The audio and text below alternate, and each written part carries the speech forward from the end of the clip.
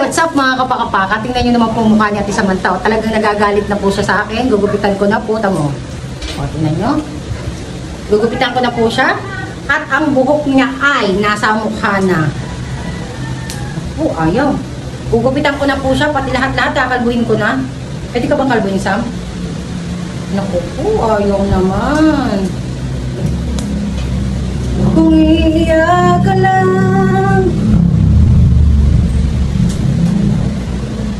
para din na maghintay. Pwede mama, ano na lang yung pagkapaka? Hop! Pag ako kakanta, naririnig. Tapos pag ikaw okay lang. Yan. Yan po. Ayusin mo naman. Tingnan niyo. Yan po ang buhok ni Sam. Mukhang aswang. Okay. Okay. Yan po. Kung nakikita niyo po, kung nakikita niyo po, nagupit po yan ng sarili niyang buhok dati. Yan. Mukhang katsukoy. Diba? Ayun, mukhang katsukoy. Alam niyo mama. Eh, ang pangit eh. Ang sakit na ba ito? Kaya nga sa mata, oh. Kaya kaya tingin na dalabi. Yan na, oh. Gugupitan ko na po to, mga kapakapaka. Oh. Ang bibig! Na dalabi o kaya ka. Dali na, gugupitan ko, huwag kang malikot. Dadan mama. Siyempre, dahan-dahan. Anak. Anak, siyempre. Yun.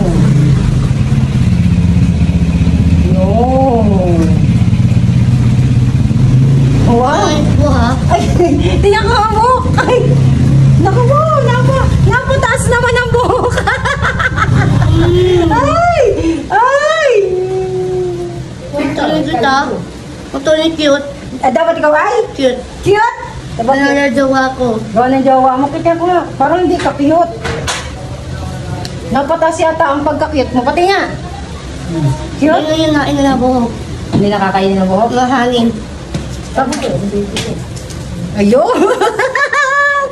Ay! Dadan mama, ano ng kuko?